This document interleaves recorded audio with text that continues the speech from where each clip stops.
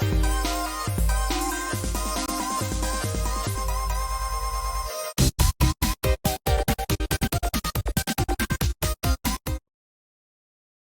everybody, and welcome to our early comics preview video. I'm Andy. I'm Matt. We're here with Infinity Flux Comics out of Chattanooga, Tennessee. This is our bigger show where we show you some of the biggest and best books that are coming out this week to your local comic book store, whether that be Infinity Flux or one somewhere else, or if you order them online and these are shipping to you right now and you use infinityflux.net where you got all of your favorite books. They're on your way as well.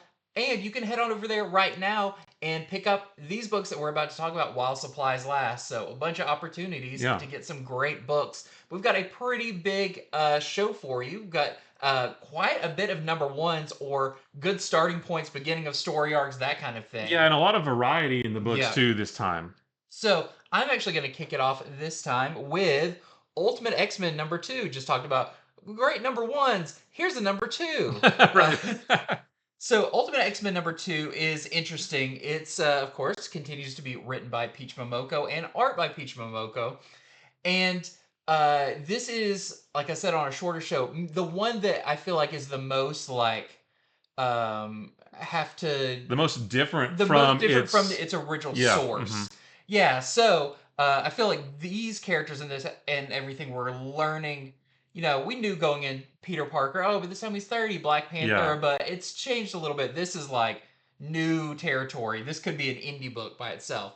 So, of course, we follow, is it Hisako? Hisako. Yeah. Who later becomes Armor in the 616 universe. But she has, in the previous issue, learned that she has powers. We're not quite sure if did this little like totem that she received, is that the powers, or did it unlock a powers within I don't know. her? We're not quite sure the connection there, but she can now kind of summon or even like subconsciously conjure up this like big suit of pink armor. But she's also dealing with the death of her friend that we've only gotten sneak peeks of, and we even see in this one that she's not responsible for his death, but she feels like she could have done more to prevent it from happening. And so that's been messing with her. But she wakes up from this kind of dream of that to find that she has another note in her hand, just like the previous one that told her to go to a specific location where she first encountered this Shadow Man character. She finds another note in her hand that tells her to go to an abandoned school. But not before she meets our new character right here, Maystorm, who recognizes her from, I guess, the news where they had that kind of footage of. Yeah, she recognizes her because Hisako was involved in that car accident at the end of last issue where the car crashed into her, but she made the armor. She's like, hey, you're that girl that had that car accident. Yeah.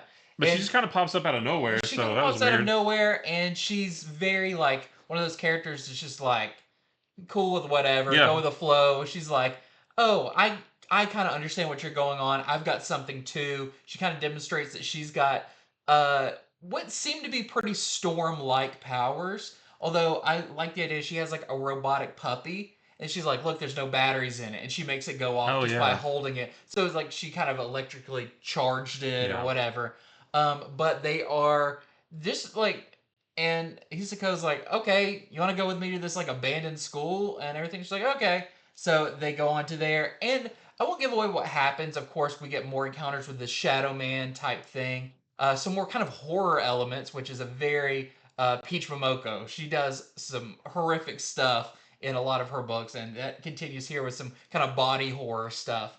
But I will say there is something that happens at the end. There's a character that we kind of talked about a little bit. What is it this universe version of something familiar?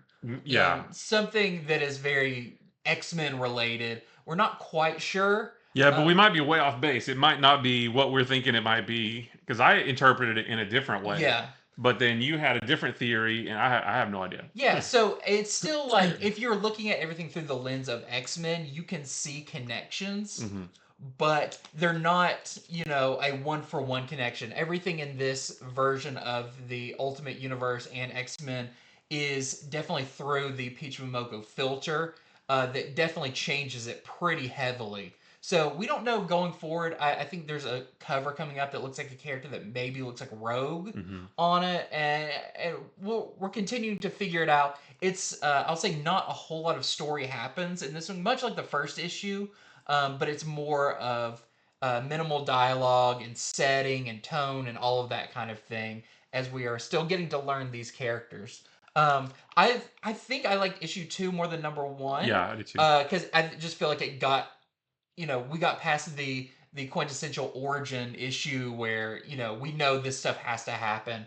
And this we started to get into a little bit more weirder stuff and some more questions were raised. So I like our new character Maystorm. I think she's a really cool character. I love her design. Yeah. Really cool. And I hope we see more of her. I would even think it'd be cool since we've got Storm and Black Panther. At some point, they meet in one of the titles. Well, one of the solicitations, I think for number 3 or 4, did say something about how Maystorm is inspired by a certain weather-wielding figure that she read about in Africa. Yeah. So there's some kind of connection there. Yeah. So very interesting issue. This is definitely one that, like, if you like the first one, you'll like the second one. If something about the first one turned you away, it's not really going to change your mind here. Yeah. This is more of the same. If you like this style, because I feel like this is the most heavily stylized of all of these. That's what I have in my notes too. I didn't absolutely love the first issue, and this issue didn't really do anything to change my mind. But I know a lot of people did love the first issue, and for those folks, I think you will really, really like this. So yeah. And I feel like either way, it's very interesting to see how this story is building and what's going to happen in the future of it, and even like how does this universe connect with the Black Panther and the Spider-Man universe, because they're very different feeling. So there is your A cover, of course, by Peach Momoko. We have a Peach Momoko variant. Very cool. We have a Betsy Cola variant. You can see more of armor there.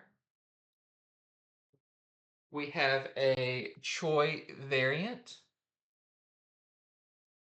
We have this is a 1 in 10 Momoko design variant for Maystorm, which I like that one. That's really cool. And we have this 1 in 25 Phil Noto variant we're selling for at $25. Be very interesting too in this one, like, are they, I don't know if it even feels like a series where they would get costumes. Right. It's not that traditional superheroes. Yeah. I heard someone say it feels almost like Runaways or something like that. I feel like it's closer to that than a traditional X-Men. Should have been Ultimate Runaways, maybe. I don't know. Yeah. All right, so next up is Action Comics number 1064. Also not a number 1, but it is part 1 of the House of Brainiac storyline, which is going to run through Action Comics and Superman. And there's a one-shot special, and also Power Girl is going to tie in, and the backup story in the next 3 issues of Green Lantern. So they're going to be telling this House of Brainiac story for the next 2 or 3 months or so, and then lead into the Absolute Power event that is going to be happening later on this summer. So, like I said, this is the first issue, and the first several pages of this are very fun. Joshua Williamson, who's the writer of this, he writes a very great hopeful and fun, smiling Superman, joyful Superman. And the first few pages are like that. Lois Lane has her first day off in what feels like forever. She's going to spend it outside. She's going for a jog. She runs past all these other little... It's almost like you could see it like the beginning of a sitcom. Yeah. She runs by somebody and they're like, "Hey, Lois," and then it has their names at the bottom and everything. Yeah, because Connor and Keenan are in an arcade that she jogs by, and she jogs by John Henry Irons and Lana in somewhere else. She goes to the park. She's going to do some yoga. It's so much fun. Everybody's having a great day. And then the other shoe drops, and you turn the page, and there's this giant 2-page spread. I won't tell you what's on it, but I will say that it's awesome. Yeah. And then the rest of the issue is just wall-to-wall action as the Superman family. This is not a spoiler to say this because they're right there on the cover, and that's what the story is about. They have to fight this big army of Zarnians, which is very strange because everybody thought that Lobo was the last Zarnian, but clearly he's not. And they also have to deal with a large army of Brainiac robots. Yeah, kind of Brainiac drones. Yeah, so the whole Superman family, there's chaos and action and destruction all throughout Metropolis as the Superman family fights just this horde of invaders, more or less. There's also an element to this. involving Lex Luthor. And it seems like he might know more about this than he's letting on. Now, I don't think that he's the one that's responsible for it. Like, he didn't call Brainiac Yeah. and say, hey, Brainiac, come to Metropolis and attack. Like, nothing like that. But we do get some clues that he knows more about it than he's letting on. Maybe he knows, why it's happening, what Brainiac's goals are, that kind of thing.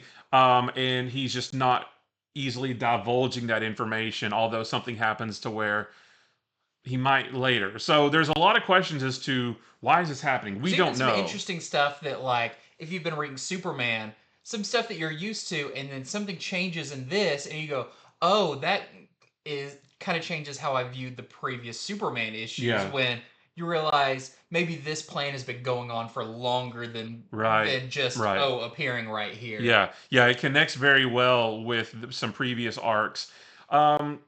Wall-to-wall action. The art is fantastic by Rafa Sandoval. I've been excited for this story for a long time. This issue does not disappoint at all. If you like some good Superman action, I love, my favorite type of Superman action is him fighting somebody in Metropolis. I mean, he can go out to space and do things, but I just love it when he's in his hometown smashing buildings and stuff, and there's a ton of that in this. It's very, very good, so I can't wait for more of this. And actually, this, the second part is in Superman number, I think, 13, which comes out next week, and then the week after that is that one-shot special. So this is going to be a pretty rapidly moving story.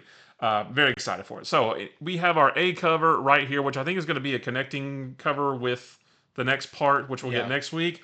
And then we also have this Michael Walsh variant as well. I like the colors on that one. It does have the first appearance of General Chakal, who is a like a Zarnian general. He gave me very Kratos vibes of like what Kratos looks like. He's bald with a big beard and stuff. And of course, they all look like Lobo. Like his kind of face with the black on his eyes and stuff. Yeah. But just the when you first see Superman in here, it's super iconic. It's like, Lois got a day off, but Superman, I like when they show, like, he has a lot of, like, responsibility with his power, but he also a lot of time really enjoys his powers. He flies over the water, and he's, enjoying just seeing his city and all of that. It's just great, and it's a great juxtaposition with the setup of this issue and then just chaos. Mm-hmm. Yeah. So, also, I think if you haven't been reading Action Comics, you can jump in right here. It doesn't rely on you reading any of the previous storylines. Oh, even the Superman title too. If you haven't been reading any current Superman stories, but you want to, hop on right here. They do mention a little bit one of the previous story arcs, but not in any large capacity. You won't be confused. This is a great jumping on point if you want to start reading some new Superman books. Yeah, very, very good. Yeah. Probably my favorite book this week. Either this or one other one. It's very, very up near the top of all the books that I read so far. Okay, so next up I have another new number one that we both read. This is Rat City. So this is a new one in the Spawn universe. I think it does say new you over on the side, just like the Sam and Twitch one did. So this is interesting. This takes place in 2107. This is written by Erica Schultz, and the art is by Z. Carlos. I really like the art in this. Mm-hmm. It looks good. So 2107, it's set in the future. You can kind of get that from the cover. I would say it feels like the future version of like a 90s Image universe. Yeah. Like, we've got your futuristic soldiers. They have very like the helmet that like Prophet had that like goes around and leaves your hair out and everything like that. And we are introduced to a group of kind of future Marines. Seem kind of like a strike force type team. They all have their call signs, but one of them is our main character, Peter Cairn, and he you get a little bit of idea of like how this group works, and they're going in to eliminate this businessman who may be selling weapons to the enemy and stuff like that. But it all goes wrong when, as they're trying to get away, something happens. The Jeep that Peter's in blows up. He's trapped under it by his legs. And that's kind of your setup to this.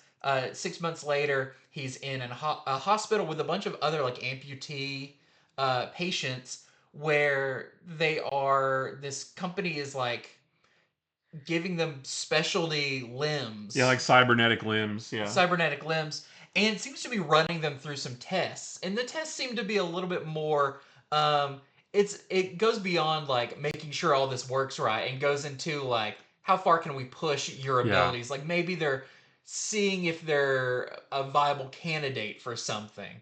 But this is a Spawn book. So one day, I won't say what happens with that previous thing with the corporation, but let's say he ends out on the street, and because of an event that happened, it says it's kind of space wibbly wobbly timey wimey. Yeah. Something that happened back in 2019 when Al Simmons said he detonated a necro a necroplasmic detonation. Yeah, that reached through like time and space. Yeah. Actually hits the future in 21 whatever, probably it was 2111. 11. And something about this kind of attaches itself to Peter, and we don't you don't see this Spawn character in this issue. Right. You know that's eventually going to be him, just because there's even concept art of him in the suit and everything. But what about this event back in 2019 that spread through space and time has caused him to become this new Spawn? We're gonna have to read it to find out. But it definitely, the ghost of Al Simmons is over this story. It's maybe more tied in with the regular Spawn universe, even though that happened 100 years before than we thought. But very interesting issue. Definitely setting up a interesting story. There's still a lot of questions about the whys and hows and what does it have to do with these cybernetic legs that he got? Like, what about them makes him this new Spawn? Yeah. And what is he going to be doing in this thing? We're still at the origin stage of it. This does feel, my best description of this would be like, it feels like, and you said this before when we talked about on Comics from the Future, like, it feels like Spawn's version of Batman Beyond, or Spider-Man 2099. This is the Spawn version of Spawn in the future, and it's not a bad thing. No, I mean, it's interesting. The art, like I said, the artwork's great. But there's lots of questions. There's a lot of questions. I think it is an oversized issue. Yeah, it's a little bit thicker, and I feel like I will have a better idea about this series the next issue. Right. Yep. Even though it's a double size, it spends a lot of time setting up this character. Yeah. But I think the next issue will actually maybe start getting some of the Spawn stuff in it. But very cool issue, especially if you're a Spawn fan, or if you just want a new jumping on point or a new image title. We've got this #1, and it's oversized for $3.99. With a nice cardstock cover, good quality paper, so a good some back matter like the making of and everything. And I think after this issue, since it's the first issue, it's oversized. It might be going back to $2.99. I think for a regular size. So these are just always good. Like, you don't even have to think about it. $3. $3, just fine. So we've got our A cover right here, and you would expect a whole bunch of variants, but we don't. We've just got the one blank sketch variant, and I think that's the only variant there was for it. Yeah. Okay. At least kind of open order. Yeah. Well, next up is there it is. Uncanny Valley #1. This is a this has been hotly anticipated for a while from Boom Studios, written by Tony Fleecs, and the art is by Dave Watcher. Tony Fleecs of Stray Dogs fame, of Feral fame, of Local Man fame. I mean, like, he's putting out a lot of quality books right now, and this is another one. So this is about a boy named Oliver. He and his mother, they have recently moved to this new town, which means Oliver is the new kid in the school that he's in. He's a young kid, maybe 12 or 13. I don't think they established his age, but he's a young kid. And he's really trying hard to fit in at his new school.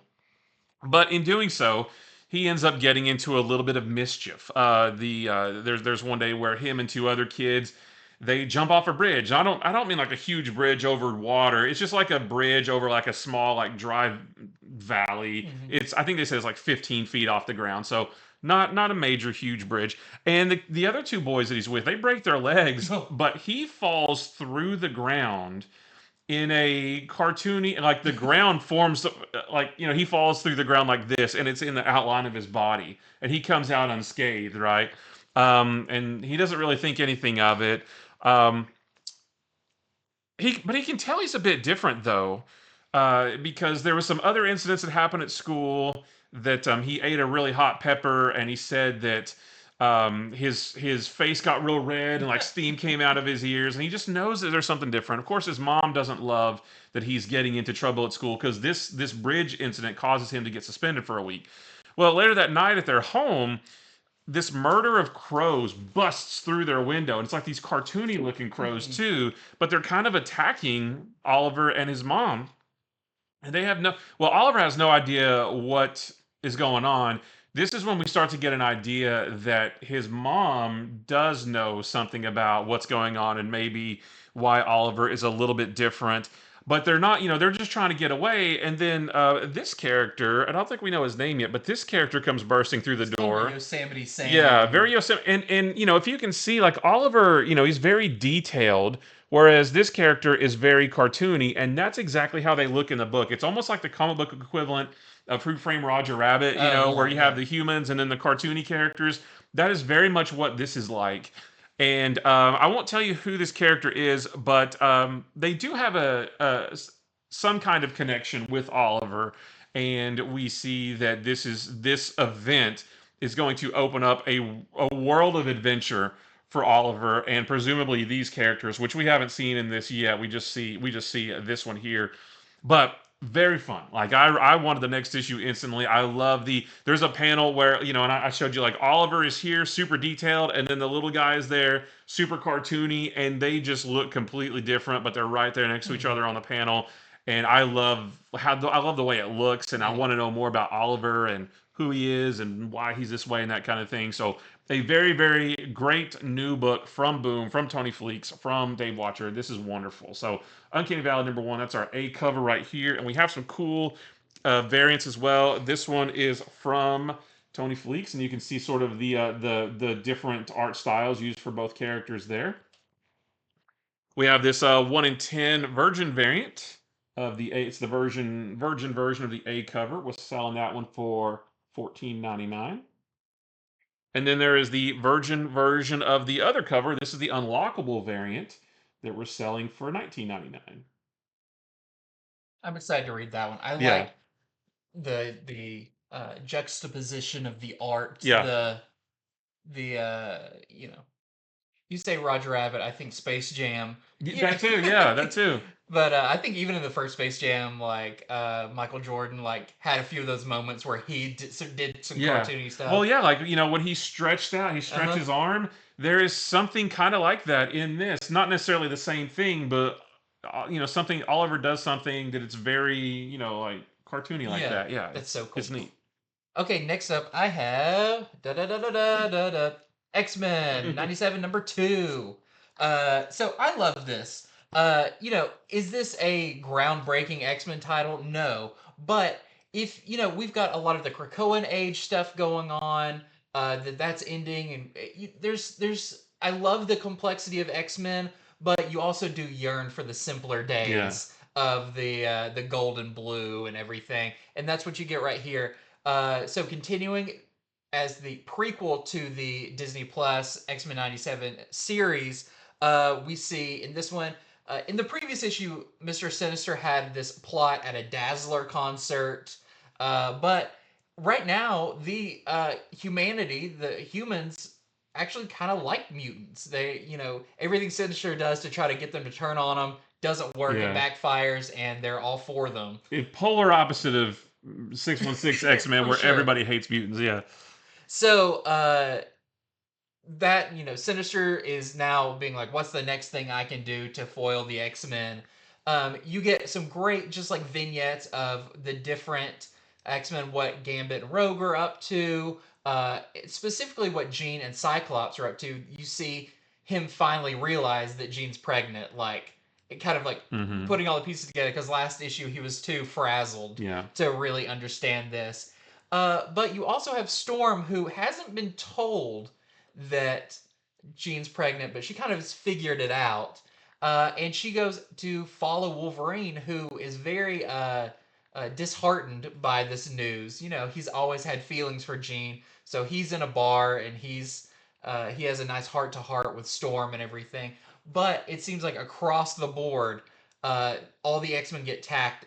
Like, I feel like everybody, wherever they are, a wall bursts in, Yeah. and there's another villain. So we see kind of our X-Men '97 version of a lot of very I don't even know, D-list mutant villains, yeah. We've got characters like Hazard, Prism, just like weird. Like I had to look up and be like, "What is this one from?" Yeah. But it's really fun, and of course, as you see on the cover, Sabretooth as well. Is going to go up against Wolverine. So it's just a really fun issue, especially if you're enjoying the X-Men '97 show.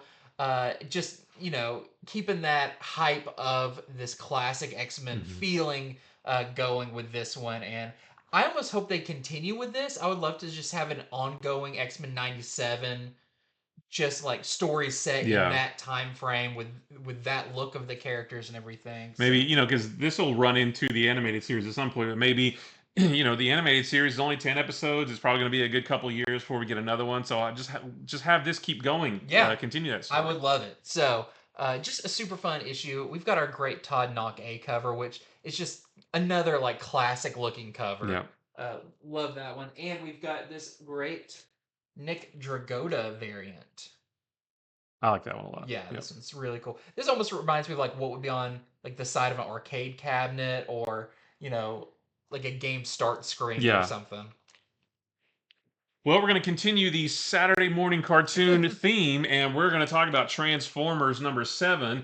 This is the first issue of the next story arc. This is the first issue where Jorge Corona provides the pencils. Daniel Warren Johnson still writes this, but Jorge Corona does the art, and it's still every bit as dynamic and crazy and action packed as you could hope.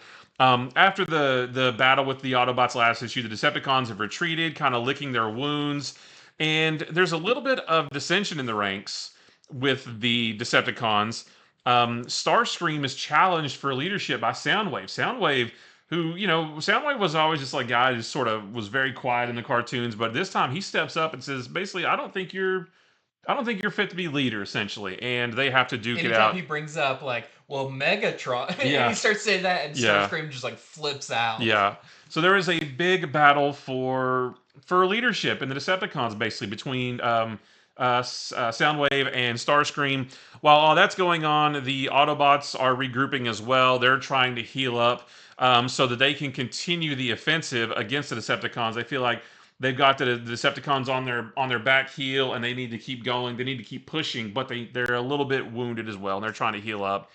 We also get a peek at some happenings on Cybertron, but we were talking about it. We're not 100% sure if it's happening now or if maybe it was a flashback to something that happened before this. But we do see a few other Transformers on Cybertron. I don't know if we'll see them again because I don't know if it happened in the past or if it's happening now. It's hard to tell because it's like, well, the Transformers have been on Earth for so long, right? Just like out of commission, but you know, the war on Cybertron could still be going on. Could still be going on, yeah. You don't know, so not really sure. But you do see some hints at some more familiar faces, right? And there is a flashback scene when someone's talking about that you do see kind of another character in their prime. That's no pun intended. Right. That's really, really cool. Yeah. So yeah, just more, kicking off this next new story arc. You know, maybe a shakeup in the Decepticons. But I'm just glad that the artwork is there's still like pieces flying everywhere, and you know, people getting shot up and punched up and that kind of thing. Like, just it's still fantastic. Still one of the best books on the stands right now. So there's our A cover right there, Starscream and Soundwave, or I think what's left of it. What's left of Soundwave on there. And then we also have this cover by Jorge Corona. So that's what your interior art looks like right there. It really is reminiscent of Daniel Warren Johnson. It really is. I would say it's a little less like the motion of it isn't as it doesn't have intense, like the big sound effects and stuff, but the like detail on the Transformers and all of that is still there. Yep, still there. We have this 1 in 10 Darbo variant that we're selling for $8. We have a 1 in 25 Wingard variant that we're selling for $18. That gives you an idea about what the book is about. And then this really nice 1 in 50 Clark variant that we're selling for $35. I really like that. That's she is on. Oh, she's riding Starscream. I didn't notice that at first. Yeah, very cool. You have to ask permission before you can ride Starscream. That's right. Yeah, that's you have to be this tall before you can ride Starscream. Okay, next up for me, I've got Edge of the Spider-Verse at number 3. I was looking forward to this one, because check out the design of our new Star Spider. Yeah. That is an awesome design costume. So this has 2 stories in it. It does not have a fake Spider-Man 2099 right. story in there like the last one said it did, but it actually didn't. They got it right this time. So, 2 stories. Our first one is Star Spider by Justina Ireland, who you may know from a lot of Star Wars stuff. Justina Ireland is a big Star Wars writer, and the art is by Pete Woods, which I really like Pete Woods. And we also have I guess you would say it's the backup. I don't know if they're like 50-50 how long they are, but it's definitely not the like spotlight on this one, of Webweaver by Steve Fox and Kai Zama. So our main one, we are introduced to a new spider person named Persephone Parker. And I think they call her Percy Parker. Okay. I think is like for short. I forgot, but there's a shortened version of that. They don't all call her Persephone. Who is the Star Spider in a futuristic space colony called the Bronx. And it was named after the one on Earth. Okay. They even mentioned like, I forgot, 100 years ago or something, they came up with all of this because the Avengers fought off the Kree for the last time, and they give some fun kind of setup for this world. But of course, you don't have a whole lot of time and space in this one. You do see what Star Spider's unique abilities are. She has kind of some like nanite spiders that she can like comes off of her costume and can like attach to bad guys and explode and do different stuff, and she kind of talks to them almost like a symbiote but made of little robotic spiders. Okay. But they do get attacked. The Bronx gets attacked by the Kree, but one of the Kree soldiers is a Kree Doc Ock. So very interesting one there. Okay. You'll have to read it to find out what happens, but it's cool to see like all the similarities between this version of like the Bronx and Doc Ock and Star Spider with Spider-Man and all of that. It's really cool. I thought it was a fun story that it doesn't have like a to be continued or whatever. It has an end. You may see this character come back, maybe the next big Spider-Verse event, but just a fun one and done story. And then the second one is about Webweaver, who we've seen a few times. I think Webweaver was in like the Spider-Verse. I think the last time we saw Webweaver was in the end of the Spider-Verse that Dan Slott wrote. With So that one's really fun. We have Cooper, who is Webweaver, and he is roommates with Peter Parker. But Peter Parker's just normal, and Webweaver, Cooper is Webweaver. And in this, it's kind of a fun, like, their 2 lives, where Webweaver is out, and Peter doesn't know that Cooper is Webweaver, but Peter goes out because he's a photographer, and Vulture has some like vulture things that like grab civilians and give them wings and like start flying them off, and they can't. So Webweaver has to save Peter Parker, who doesn't know. So it's kind of one of those classic like they don't know they got saved, and then they come back, and Peter's like, "You won't believe what happened." I thought you were gonna say it's one of those classic where a Vulture type character gives somebody wings and makes them fly. That happens all the time. But no, it's a fun like this one doesn't know the other one is So fun story there, but I think the main story in this with Star Spider is kind of the standout story. New character. She has a ship called Silk that she can kind of talk to. It's a little bit like Miguel O'Hara's kind of AI that he talks to. Layla. Or Lila. I think it's Lila. Yeah, it kind of feels like that, but fun issue if you are still enjoying the Edge of the Spider-Verses and you haven't got your fill of alternate reality Spider-Man, because they're continuing. Yep, there's going to be more. So this is our A cover. we have this really nice Pete Woods homage cover. That's a great one. I love that cover. They rarely homage Star Wars covers, so it's really cool to get this one. And this even feels like a scene out of the movie where they're like going to like, you know, the portal opens up like when Gwen's standing there over Miles and everything. We also have a 1 in 10 Woods design variant that we're selling for $10, so you can see kind of how her suit works and everything. And we have a 1 in 25 Mastrazo variant. I really like this one for $25 with Ghost Spider. That's a good one too. Yep. Well, next up is a new book from Dark Horse. This is called Monsters Are My Business. I'm not sure if this is going to be an ongoing or a miniseries, but this is written by Colin Bunn and the art is by Patrick Piazzalunga. And this is really fun. This is a kind of like an action comedy with a little bit of horror or supernatural elements thrown in. This takes place in a time after acid rain has been called down by these a bunch of one percenters, and that's the book calling them these one percenters who actually dabble in dark magic. They call down this acid rain. It literally burns away a lot of the population and a lot of the world. But also with this acid rain comes a whole bunch of monsters. So, you can see on the cover, like, and it's weird looking monsters, like weird tentacle monsters and that kind of thing. And this story follows these three characters. You have this guy named Grizz, who is this big sort of lumberjack type dude. There is Hillary, who is a necromancer, and then there's Grizz's koala companion named Cuddles, who wields a chainsaw, and Cuddles is great.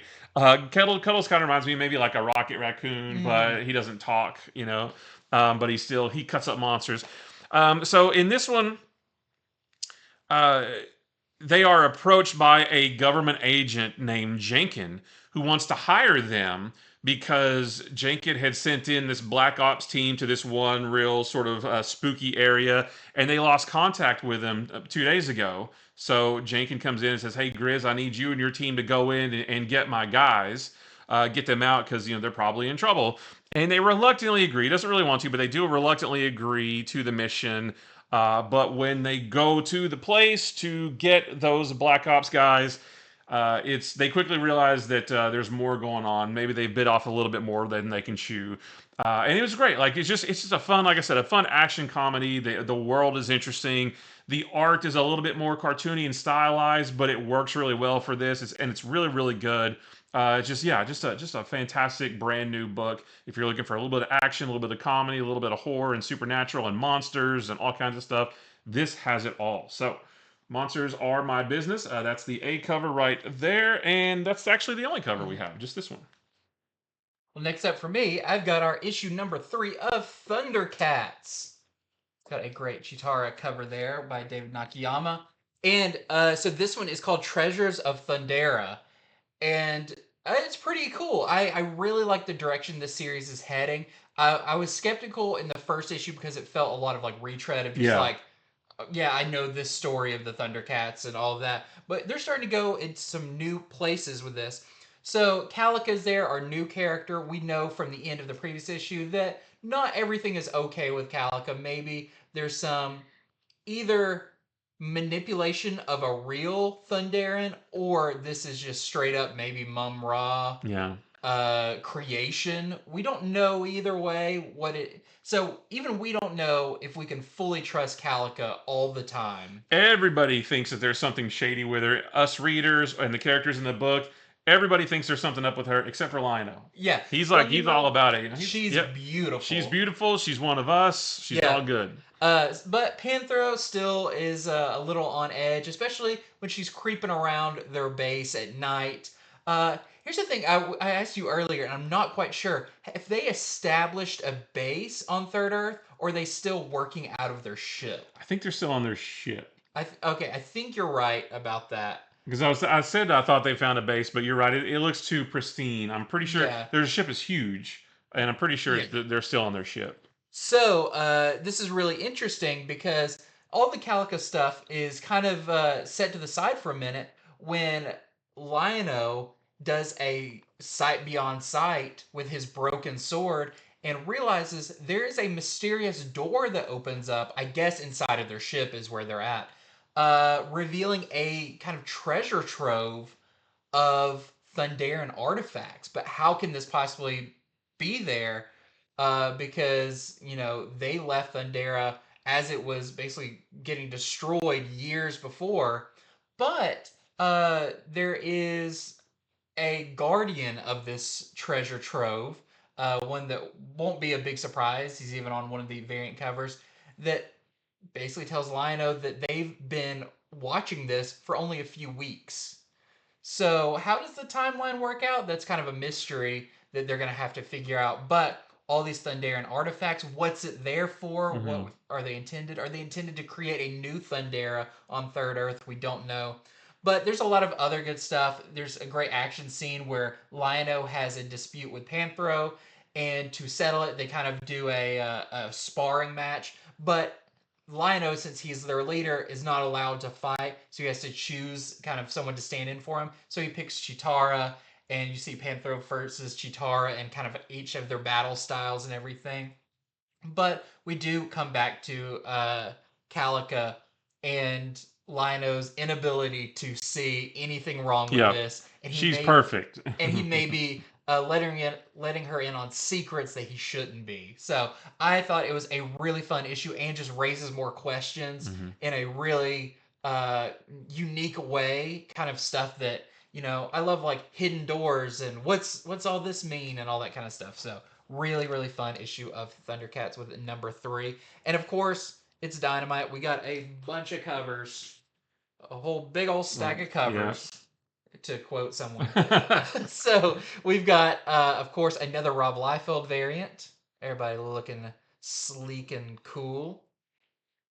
We've got a Drew Moss variant where you see maybe a character that appears in this one, although looking very different than pretty much any incarnation of that character I've seen.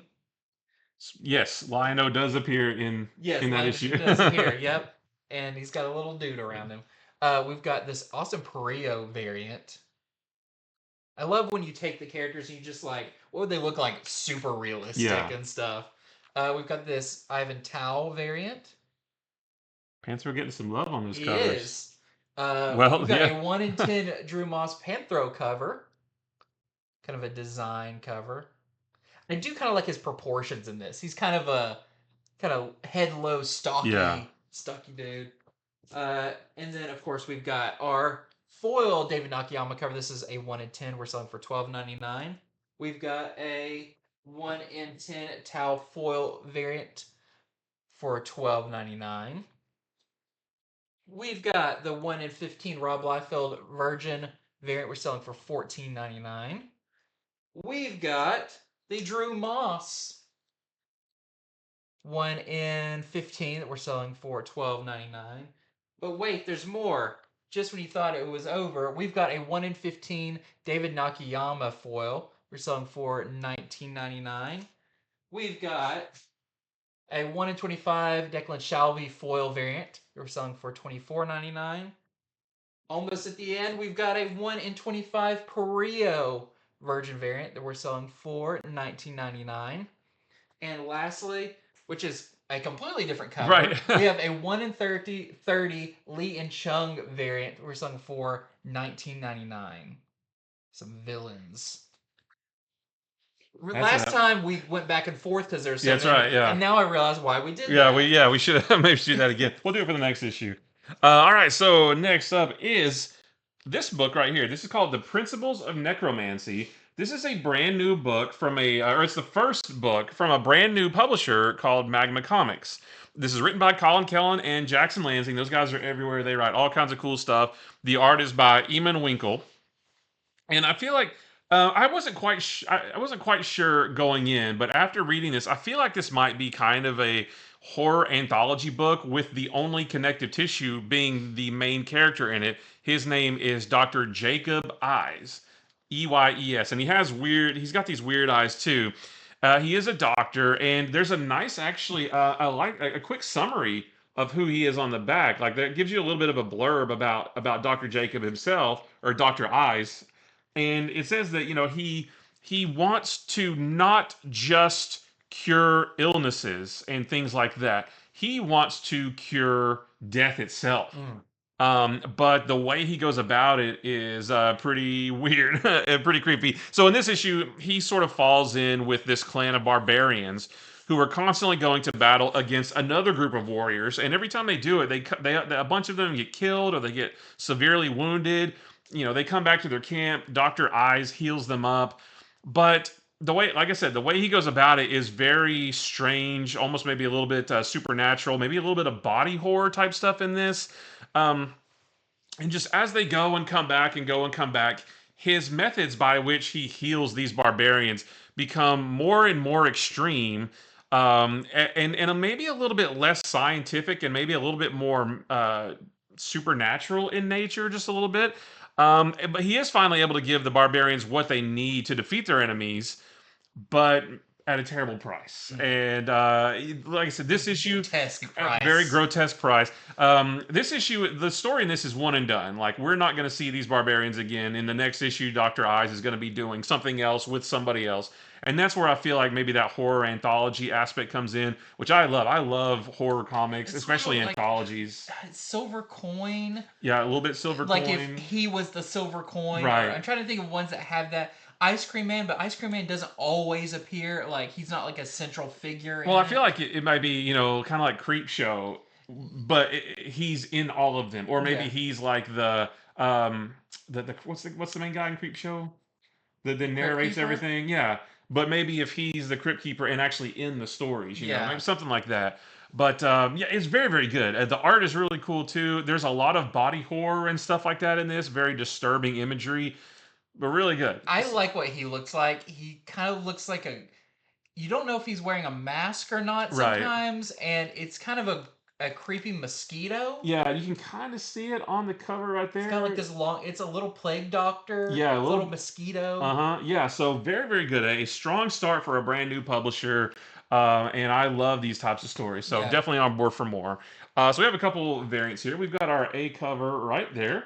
And then we have this Heidersdorf variant. So that's what Dr. Eyes looks like without his mask. Or whatever else, whatever that mask may be. That's kind of what he looks like. And then we have this 1 in 5 Robertson variant that we're selling for $8. But yeah, I'm always looking for good new creepy books, and this is definitely one of those. So next up for me, I've got one that is not creepy. It's Hercules #1. So actually, take notes about this one. This is by Elliot Kalin and George Kambadas, who you may know that art from Gargoyles, the previous run of Gargoyles, I think, before it turns into Gargoyles Quest. I don't think he's the artist on that one. But this is a sequel to Disney's Hercules.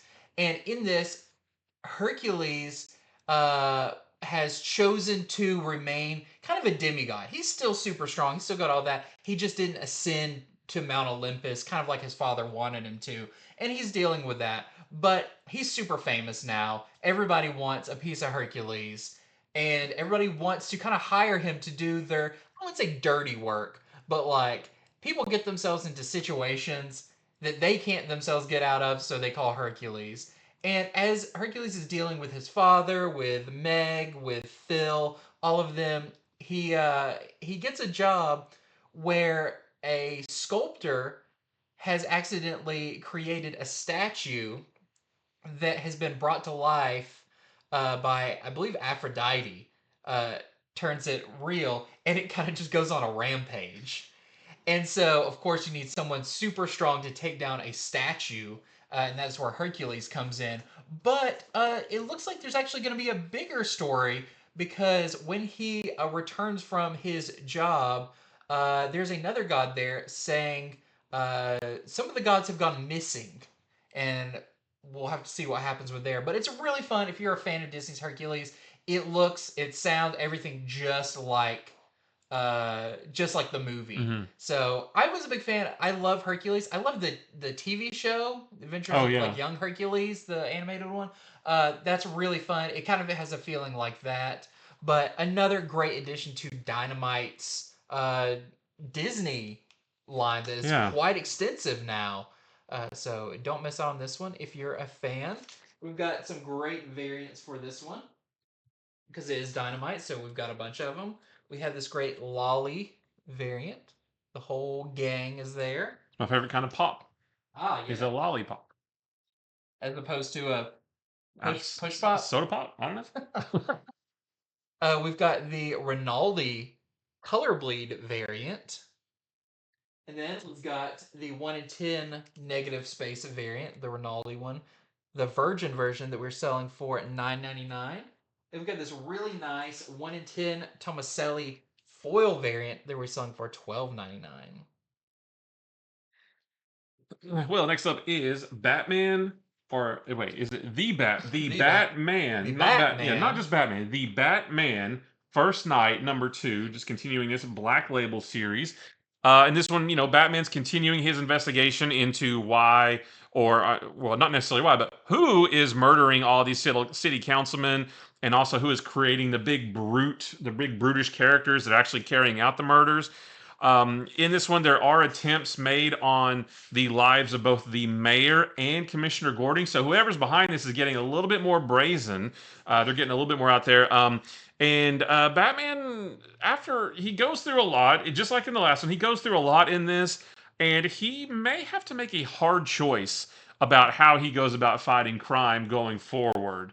Very interesting stuff. Very unlike Batman, but he may have to go to extremes because he keeps getting his butt kicked. Like he keeps fighting these brutish guys, and they keep one upping him. So he may have to do something drastic in order to take them down. But if you like the first issue, you will definitely like this one.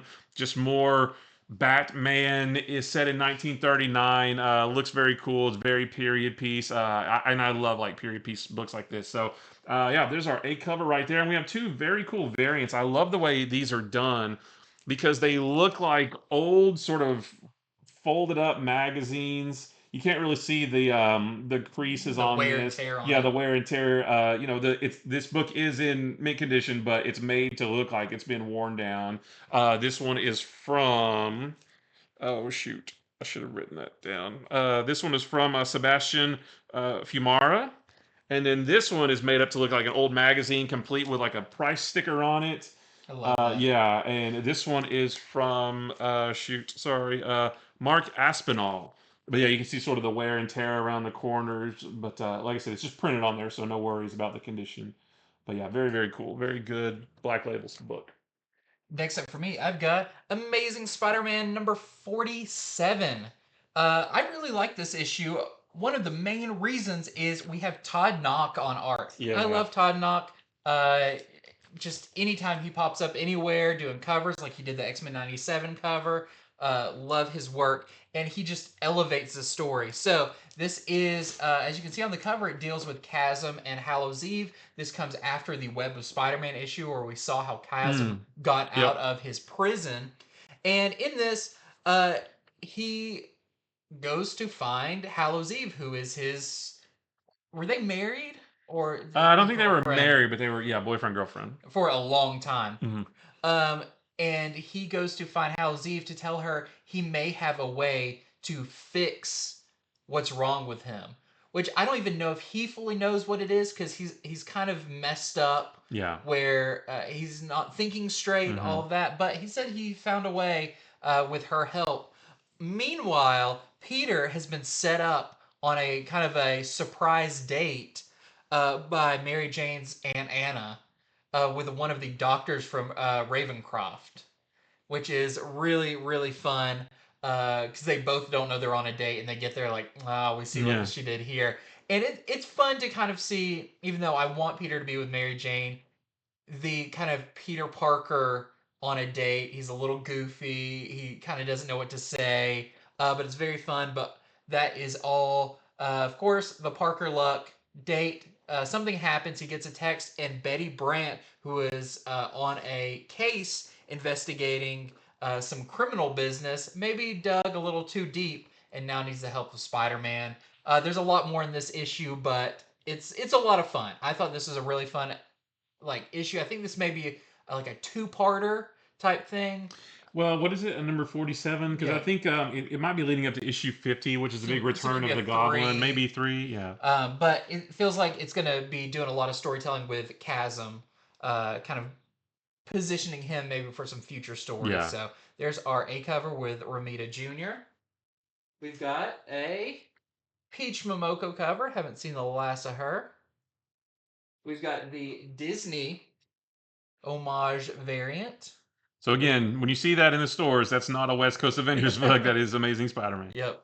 Even though nowhere on there can you find that information. And lastly, we have a 1 in 25 Greg Land variant that we're selling for $15. I like that one a lot. All right, next up is Napalm Lullaby #2. This is written by Rick Remender, the artist by Bengal, and I really like the first issue. The first issue felt like a little bit of a setup, and now we're starting to get into the meat and potatoes of this actual story. Because in this issue, Sarah and Sam, who are our two main characters here, they try to convince their dad. We meet their dad in this. They try to convince him of their plan to enter the Crystal Temple and kill the Magnificent Leader, who I'm pretty sure is a Superman type figure that we saw in the first one, who is now basically running the world as part of this cult. The father is very much against it. He says absolutely not, but they do tell him that they found letters from a woman inside the temple that she sent to their dad, begging him to bring them into the temple. And we don't know who it is yet, but I feel like it's their mom who maybe succumbed to the cult, and now she's trying to convince their dad to bring the kids in as well. But they refer to it as she needs our help. So I think they want to destroy all this to get their mom out, but none of that's confirmed yet. But that's just my theory. They do eventually convince their dad to go along with the plan, and they set off for the big crystal temple in the middle of the city. And we do get our first glimpse inside of it too, which so the story is really sort of opening up, and we're going to see what they have to go through to accomplish their mission and kill this godlike being, basically. So it was very, very good. If you like the first one, you'll definitely like this one. And this is our only cover. Next up, I've got some rapid fire Star Wars books for you. Starting off, we have Star Wars Darth Vader #45. This one's really cool. Vader meets with his Schism Imperial, which is a group that are going to be going up against, who are part of the Empire but aren't happy with how things are going, is teaming up with Vader and Sly Moore, and they're going to the planet Tython, which is been in Star Wars forever, to take some Kyberite, which is kind of like not like a full. It's like fool's gold version of kyber crystals. That's the stuff that can hurt Superman too, right? Kyberite? Yeah, exactly. But they need it because it's still strong and it will shield a ship that Vader wants to use. But when they get there, this was formerly a Jedi kind of stronghold, and they have a Jedi confessional. It's like a cave where Jedi would go and like kneel and kind of confess, their dark side tendencies or whatever they did, which no one else there can see these kind of phantoms of the Force except for Vader and Sly Moore. And Vader is kind of like, oh, all these people, like, oh, this person killed somebody or this person got angry or whatever. But then he notices a figure. Luke has been there and is confessing about what he feels when Vader told him that he was his father. And this may open up some different things for Vader. Like maybe he can still turn him to the dark side. We know that's not going to happen, but it's interesting to see how Vader kind of got that in his mind. So that is Darth Vader #45. Very interesting issue. I really like the art in it. We also have, this is our Rod Rice variant. We've got our Rebels Anniversary cover. This one I think is a big one. This is the Master and Apprentice variant with Balin and Shin. This is those characters' first comic appearance and especially first cover appearance. So if you collect all the first appearances, those are two big ones that have already been in a TV show. We've got a 1 in 25 Sabatini variant that we're selling for $20. And then one to mention also this week we got Star Wars High Republic #6. Very interesting one there, where a character from the previous phase of the High Republic, which was set hundreds of years in the past, makes their appearance in this one. And we've got Thrawn Alliances number 4, continuing that adaptation of the novel. And we've got some variants as well for those. We've got this Master and Apprentice variant with Stellan Gios and Vernestra Rowe, who she is actually going to be in the new Acolyte show. We saw her real briefly in the trailer with her light whip. And we have a 1 in 25 Nguyen variant that we're selling for $25. Oh, she's the one with the lightsaber whip? Yep. Is she going to have that in the show? That's what they're saying. That she's probably going to have it in the show. That's cool. I want to see that. I think that's a cool idea. All right. Well, next up is Symbiote Spider-Man 2099 number 2. This one's set not in current time, but still set within, like back when the original Spider-Man 2099 series was going on. Miguel wrestles with the symbiote now that it's attached to him, and what I mean is like the symbiote's trying to get him to do kind of bad things, like kill people, like kill bad guys, and Miguel doesn't want to do it. So he's sort of having that crisis of conscience with him. It's kind of like a bad influence, basically. Meanwhile, Kron Stone, who is Venom 2099, disguises himself as Miguel so that he can get into Alchemax, but the disguise doesn't last long, and we eventually do see Venom 2099 and a symbiote-powered Spider-Man 2099 just throw down with each other. Venom tries to convince Spider-Man to work with him, and let's just say Spider-Man doesn't instantly say no. Maybe, he's like, hey, I got a symbiote. Maybe we can do something together. So, yeah, just another really cool issue. I like the first one. I really like this one, too. I just like these because they fall in with the continuity of the original series. So, very, very cool there. That's our A cover. We have this. Looks like a cover. Philip Tan. Oh, Philip Tan. Yeah, variant, which that looks really cool. 2 symbiotes going at it there. And then we have this really cool Martin Coccolo Stormbreakers variant with, I don't know who that is. I forgot that character's name, but they were one of the kind of the Venomverse. Oh, characters. Well, it kind of looks like Spider-Punk, a Venomized Spider-Punk. Yeah, but they have like a name, like a Venomish name, like Holler or. Yeah, cool looking cover though. And then we have this 1 in 25 Mobley variant that we're selling for $20. Okay, next up for me, we've got Sinister Sons issue number 3. A really fun issue here where Sin Sun and Zod Sun, I feel like it's easier to say that. Yeah.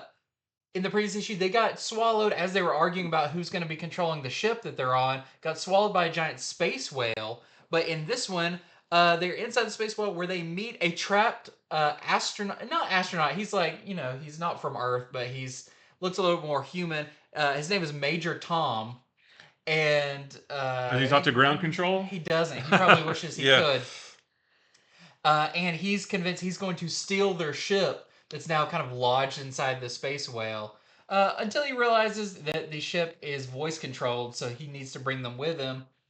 It's all going well until the giant space whale decides to feed, and they are stuck in the stomach of it. And what is going to start flying at them, you'll have to find out. But fun issue of Sinister Sons. And I'm really interested to see kind of where these characters end up at the end of this. So if you're enjoying it, another great issue. All right, well, next up is Beneath the Trees Where Nobody Sees, number 5. This is the next to last issue of this fantastic series. Sam is on the run after the events of last issue because she's worried that she's going to get found out.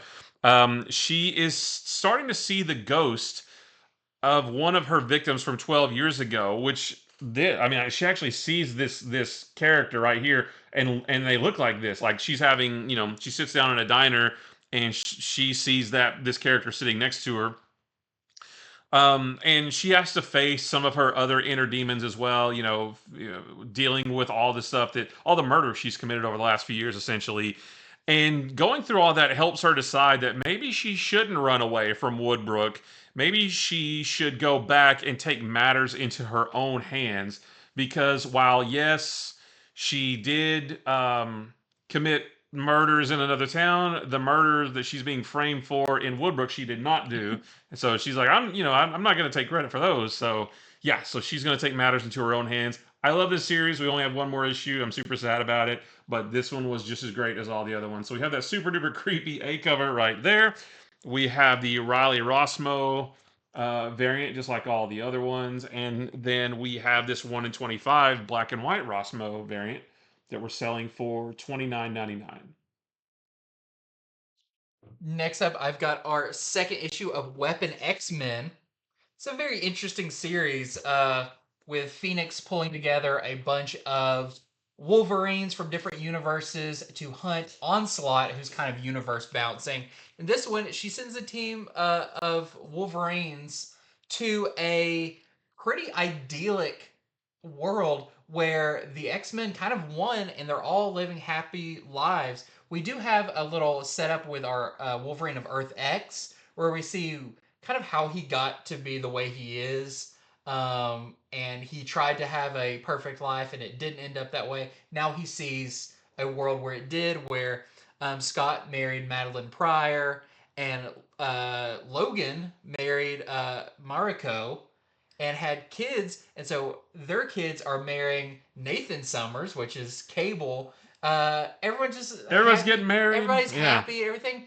Magic is the sorceress supreme, but of course, this might be a world where Onslaught has ended up, and they all go to the savage land of this world, only to find the idyllic world is not going to stay that way for much longer. So it was a fun issue of Weapon X-Men. It's just a very odd setup for a story with Onslaught and Wolverines and Phoenix, but it's not the regular Phoenix and everything. But yeah, just a very surprising, fun book. And I just have the one cover for it. Well, next is Green Lantern number 10. And last issue, all was revealed about Hal's ring. He was finally able to get off Earth and he made it to Oa. And in this issue, of course, but once he finally got there, he realized things aren't all great here on Oa with the United Planets. And in this one, Joe Mullen explains to him what's really going on with the United Planets and with the United Planets version of the Green Lantern Corps. She tells Hal that they can't use their rings because the United Planets can track them when they do.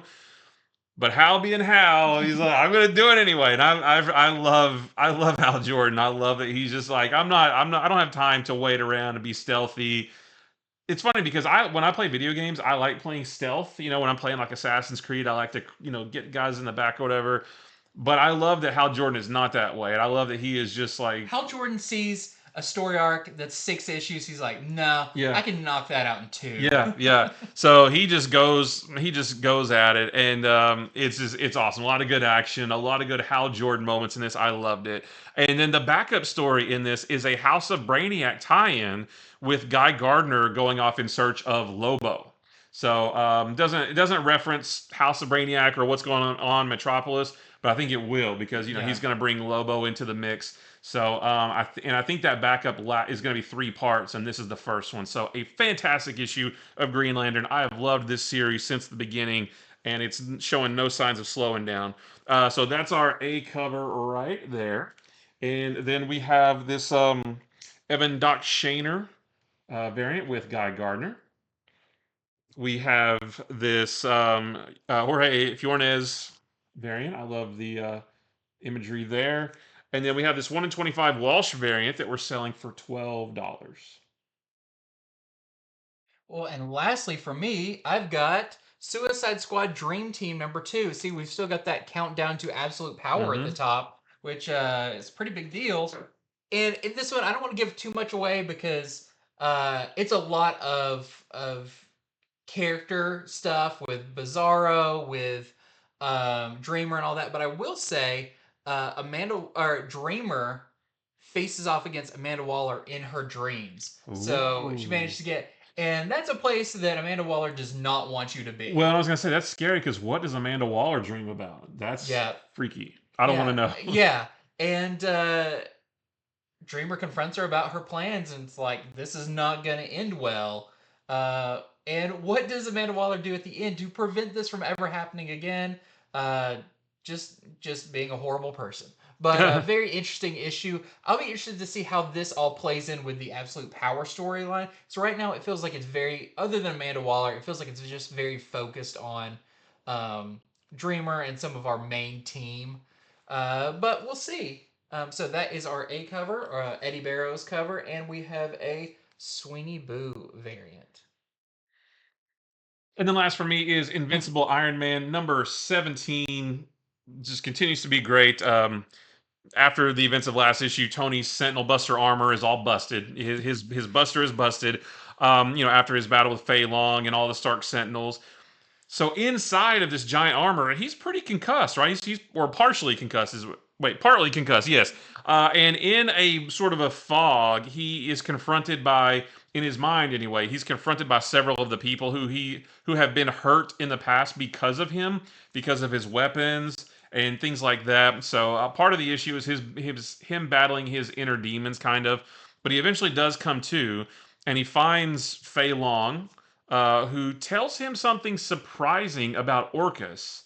And I'll need to ask you about it because I don't know if they've talked about it in the X-Men books yet. But Fei Long tells him something about Orcus that I didn't know because I'm only reading it from the Iron Man perspective. But another awesome issue of Iron Man, and I love how it's connecting all together with all the big X-Men stuff going on.